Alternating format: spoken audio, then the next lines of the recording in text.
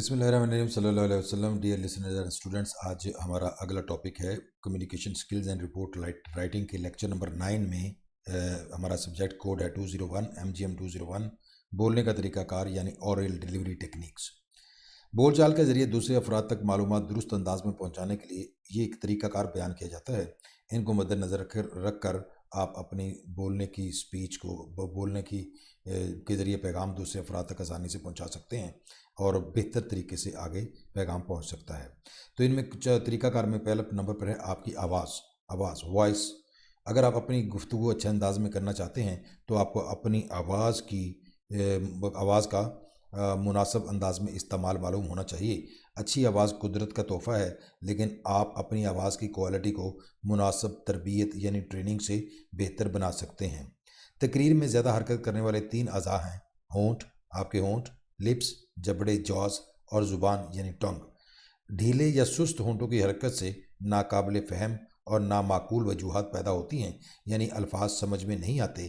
سخت جبڑے rigid jazz جو ہوتے ہیں آواز کو چھپا لیتے ہیں. بیکار بے حرکت زبان یعنی ان ایکٹیو ٹنگ جو ہے وہ آپ کی آواز کا گلا گھونٹ دیتی ہے. جسم کے دوسرے اعضاء کی طرح ان تینوں اعضاء کی ورزش کی بھی ضرورت ہے. اس مقصد کے لیے روزانہ چند منٹ کے لیے اونچا بولیے. آپ جلد ہی محسوس کریں گے کہ آپ کے اعضاء عمدگی سے آواز کا ساتھ دے رہے ہیں. اس کے علاوہ بولنے کا کوئی موقع ہاتھ سے نہ جانے دیں. اس سے آپ کا تجربہ بھی بڑھے گا اور اعضاء میں طاقت بھی پیدا ہوگی. کسی بھی موقع پر جب آپ کو بولنا پڑ جائے تو آپ ان نکات کو یاد رکھیں تو آپ کی آواز کی کوالٹی بہتر انداز میں دوسرے افراد تک پہنچ سکتی ہے. دوسرے نمبر پر ہمارے پاس ہے آواز کی سطح، لیول آف وائس. دوسروں تک پیغام پہنچانے کے لیے آواز کی سطح اور لے یعنی ٹیمپو میں کمی بیشی یعنی ویریشن یا اتار چڑھاؤ بہت ضروری ہے. اگر تقریر ایک ہی لہجے یا سر یعنی مونوٹون میں کی جائے گی تو سامعین اس سے بوریت محسوس کریں گے اور ممکن ہے کہ آپ کی تقریر یا گفتگو کے دوران گہری نیند سو بھی جائیں. تیسرے نمبر پر ہمارے پاس ہے بولنے کے طریقہ کار میں مناسب رفتار یعنی آپ کی آواز کی ریزنیبل سپیڈ ہونا ضروری ہے. کمیونیکیشن تیز ترسیل یعنی تیز ڈیلیوری جو ہے آپ میں اعتماد کی کمی ظاہر کرے گی. اتنی سپیڈ سے بولیے کہ آپ کے سامعین اسے سمجھ سکیں. عام طور پر آپ کو 125 یا 150 الفاظ فی منٹ کی رفتار سے بولنا چاہیے اور اس رفتار یعنی سپیڈ کو چیک بھی کریں تاکہ آپ اسی دائرہ میں رہ سکیں.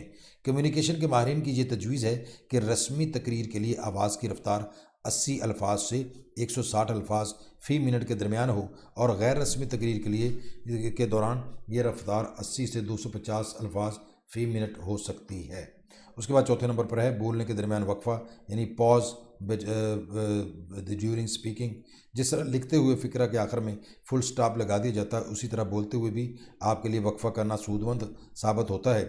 اس سے آپ اپنے خیالات کو دوبارہ اکٹھا کر سکتے ہیں اور آپ کو آرام کا موقع بھی مل سکتا ہے. اور وقفہ کے ذریعے خاموشی اختیار کرنے سے سامعین کی توجہ بھی حاصل کی جا سکتی ہے. وقفہ کے ذریعے اس بات کی نشاندہی کرنے کا بھی اچھا طریقہ ہے کہ آپ ایک خیال کا اظہار کر چکے ہیں اور دوسرا خیال شروع کریں گے. جس طرح ایک پیراگراف ایک نئے خیال کا اظہار ہوتا ہے، اسی طرح وقفہ کے ذریعے بھی سامعین کو الرٹ کر دیا جاتا ہے کہ نیا عنوان یا موضوع شروع ہونے والا ہے. اس کے بعد ہمارے پاس ہے 5ویں نمبر پر بولنے کے طریقہ کار میں سامعین کی تعداد اور آواز کا حجم یعنی number of audiences and volume. آپ کی آواز کا حجم سامعین کی تعداد کے مطابق ہونا چاہیے، یعنی جس کمرے یا حال میں آپ سامعین سے مخاطب ہیں، لسنر سے آپ اسپیچ کر رہے ہیں، وہاں ان کی تعداد کو مد نظر رکھ کر ہی بولنا چاہیے تاکہ آپ کی آواز سب تک پہنچ سکے اور سامعین کو اس کی سمجھ بھی آ سکے.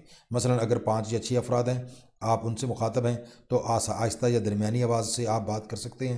لیکن اگر 50 یا 60 افراد ہیں اور سپیکر وغیرہ کا بندوبست بھی نہیں ہے تو اس کے لیے آپ کو اونچی آواز میں بولنا پڑے گا اور اس کے لیے آپ کو پہلے سے مشق کرنا چاہیے، پریکٹس کرنا چاہیے تاکہ آپ اس کے عادی ہو جائیں اور سامعین کے سامنے آپ کا سانس نہ پھولیں.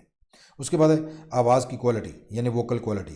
ہم بہت حد تک مختلف افراد کو ان کی آواز کی کوالٹی کی وجہ سے پہچانتے ہیں یا سمجھتے ہیں، کیونکہ مختلف افراد کی آواز کی کوالٹی بھی مختلف ہوتی ہے. آوازیں مختلف قسم کی ہو سکتی ہیں، مثلا سوکھا پن، خشک آواز، ہسکی، سخت آواز، ہارش، کمزور آواز، ویک، مضبوط، سٹرونگ، تیکھی، باریک اور تیز، شرل، نرم، دھیمی، جینٹل، چینچی والی آواز، شکیکی، اور پرسکون یا متین آواز سیرین، بیٹھی ہوئی آواز تھروٹی، مرتعش یا گونجنے والی آواز وائبرنٹ، لچکدار آواز فلیکسیبل، متحرک اور چست آواز ڈائنامک، زنانہ آواز ایفیمینیٹ اور مردانہ آواز میسکولائن، دبی ہوئی آواز مفلڈ، مصنوعی آواز فالسیٹو اور نکرائی آواز سلوری، دل کو لبھانے والی آواز ریوشنگ، صاف ستھری آواز کلین، گونج والی آواز رنگنگ، اثر پذیر ہونے والی آواز پلائبل، مضبوط یا بے خطر آواز سیکیور، اور رنگین آواز بھی ہو سکتی ہے جسے ہم کلرفل کہہ سکتے ہیں۔